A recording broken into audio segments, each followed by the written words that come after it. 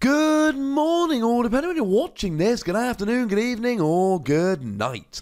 My name is Ross, and as always told, out of Voice Radio. So today, we're going to be taking a little bit of a look at a brand new Necrozma card. And I, for one, ladies and gentlemen, am a little bit excited. It has been revealed over on the official Facebook, no, the official YouTube, and it has been translated by the lovely David Hockman on his Facebook. There we go. And if we start off having a little bit of a look at the basics here, we got 130 HP. 130 HP is good because it means that all those Pokemon that hit for a base 120, think stuff like Silvally GX, won't get a one-hit KO. Retreat cost of 2 kinda sucks, and a weakness to Psychic. Well, the weakness to Psychic isn't particularly good, unfortunately, because we've got Mewtwo and Mew Tag Team GX coming, which looks phenomenal, and that's a bad thing. We've also got like a billion Pokemon that hit 70 damage and are Psychic type, like, for instance, Mewtwo. And that's a little bit of a problem. They will be getting a fairly straightforward one-hit KO, so we're not loving the weakness here. Hey-ho. But you are yourself a Psychic type, which means you get access to Spell Tag to do a bit of extra damage and all of that. But way more excitingly, you got access to Malamar. And Malamar accelerates energy to your benched Pokemon. It has to be Psychic energy. It can be to any of your Pokemon, but you get to accelerate energy. Which means that even though this is slightly more expensive than we might like, we don't particularly care because we can pay the attack cost fairly easily. So the basics here, alright. Not terrible, not great, just alright. So what about the attacks? Well, the first attack for 2 colourless energy does 30 damage, and during your opponent's next turn, reduce damage done to this Pokemon by 30. It's fine.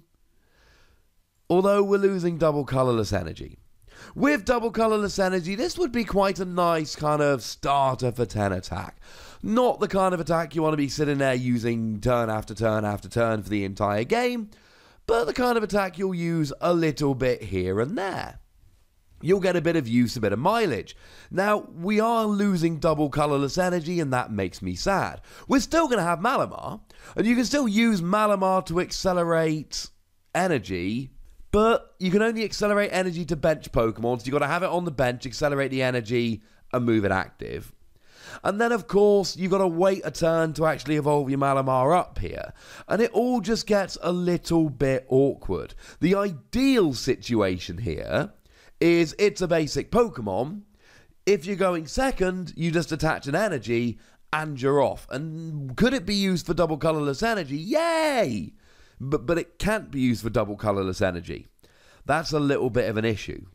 And we've got another slight issue here in terms of the damage being offered. Now, if you can find something that's weak, this is great.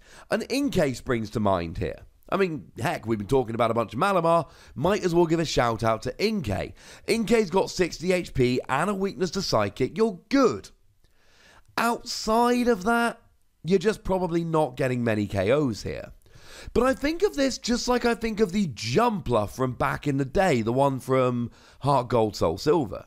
And the thing about Jumpluff was it had a really good attack that did big damage and got big KOs. That was what Jumpluff did. But it also had Leaf Guard. And Leaf Guard did 30 damage, and during your opponent's next turn, damage done to Jumpluff was reduced by 30. And you wouldn't use it often, but the rule of attacks like this is very simple. If you can use them, use them. Obviously, if you can't use them, don't use them. You need to get the KO. But as long as you're alright, and you can get a KO anyway, this is kind of nice. Without double colourless energy, it's not as good. But if you can take a KO with this, then you've essentially got 160 HP on a single prize Pokemon. That could be kind of fun. But it's the second attack here about which we are primarily concerned. 1 Psychic, 1 colourless energy, 100 damage. If this Pokemon has any special energy attached to it, it does 60 more damage.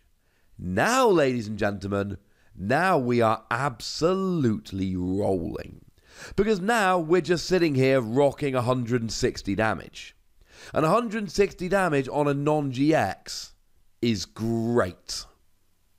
Now, one of the things about the rotation hitting is that we're losing Tapu Lele. And one of the things about losing Tapu Lele is we go, it doesn't really matter. We've got Dedenne. Here's the thing though. Dedenne's got 160 rather than 170 HP. And when you're rocking something like this, that makes a huge difference. Now, of course, you could always play Shrine of Punishment, and that would then get a KO on Tapu Lele. And, of course, if you're playing a Malamar deck, and we'll get to it in a minute, but this really needs to be played in a Malamar deck, then you're probably going to be playing the non-GX Giratina, the one from Lost Thunder, because we do have a Giratina coming up that can discard special energy from the active, which is actually kind of cool. But I'm thinking of the one that's already outside of Japan. And when you put it from the discard pile onto the bench, as your ability allows you to do, you get to put 1 damage counter on each of 2 of your opponent's bench Pokemon. So we got ways to take down Tapu Lele, but you don't have to do that here, you're just hitting 160. But then actually let's go back to that. Because you can use Shrine of Punishment, and you can use Giratina, and now all of a sudden 180 damage is not really outside of the realms of possibility. And that's Blacephalon. And that's Rayquaza. And actually, you're into GX KOing territory here. I mean, look, in terms of non-GXs, the only ones you're not getting are the really big boys like Mamoswine, which is depressingly rotating out Boo Hiss, etc., and something like a Solgaleo Prism-Star who's resistant and has got 160 HP. Generally speaking, non-GXs are going down here, and most basic GXs will. And then, of course, what if you're hitting for weakness? What if you're hitting a Mewtwo and Mew Tag Team GX? Well, now you're hitting 160, doubled with weakness is 320.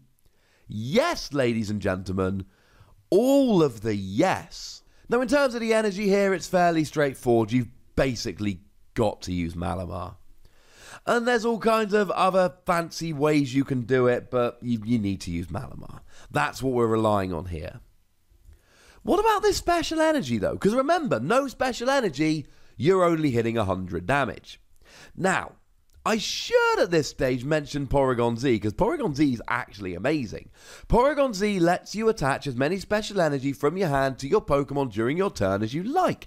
So you could always use Porygon Z with stuff like Rainbow Energy and Unit Energy and all of that, and kind of have a field day here, bearing in mind as long as you had at least 1 special energy of either of those on, you get the 160. So as a non-GX attacker in Porygon Z decks, I actually like this very much indeed. But I'm thinking Malamar Ultra Necrozma. Because you see, Malamar decks are already playing Ultra Necrozma. Not all of them, but a lot of them are. Because Ultra Necrozma's nuts good. Ultra Necrozma does 20 damage as a base, but then you've got to discard all the psychic energy attached to it, and you do 80 for each energy discarded. And that's for a psychic and a metal. And you can use basic metal energy, but you can also use the unit energy, which provides both psychic and metal energy. And recently, decks have been going away from using unit energy, going more towards using basic metal. But please do bear in mind that by the time this comes out, we're going to be post-rotation. We're going to have lost Enhanced Hammer. We're going to have lost Kartana, arguably the 2 best ways to get rid of special energy. We're going to have lost Plumeria, another good way to get rid of it. So maybe that means we don't need to worry so much about losing the energy here, which means that we can afford to go for a little bit of the old unit energy. And if you can afford to go unit energy here, this is wonderful. See where we're going with this, ladies and gentlemen? Do you see where we're going with this? I like this a lot, and I do think this is the best way to play it. You're playing Ultra Necrozma anyway, you need some unit energy, and this becomes a really good non-GX attacker. You're going to be playing Giratina, but Giratina only does 130, this does 160. And in a post-choice band world, which is where we are post-rotation, then Giratina's just not one-hit KOing GXs. But as I've shown you, Necrozma absolutely can be. I don't see Necrozma as a powerhouse in and of itself, but certainly in Malamar decks, where you're playing Ultra Necrozma, and you may well even want to be going unit energy, this seems like a no-brainer, at least as a one-off. I don't know. That's what I think about it. I'm giving this between 3 and 4 Wassies. It seems like a really good tech in Malamar decks. Outside of that, it seems kind of awkward and expensive, although having said that, it can fit very nicely in with Mr. PZ as well. But I'd like to know what you think. So please do let me know in the comment section. Go nuts, be nice. And then make sure you like this video, subscribe to this channel, follow me on Twitter at The Wassie, and Twitch for some live action at twitch.tv/PTCG Radio. If you want to support the channel, get some bonus podcasts and all that, head on over to patreon.com/PTCG Radio, where you can do exactly that. And please do make sure you're checking out youtube.com/WassiePlays, where we talk about games that don't even have Pokemon in. But by far the most important thing, as always, look after yourselves till next time. Thank you very much for watching. My name's Ross, and you've been watching PTCG Radio.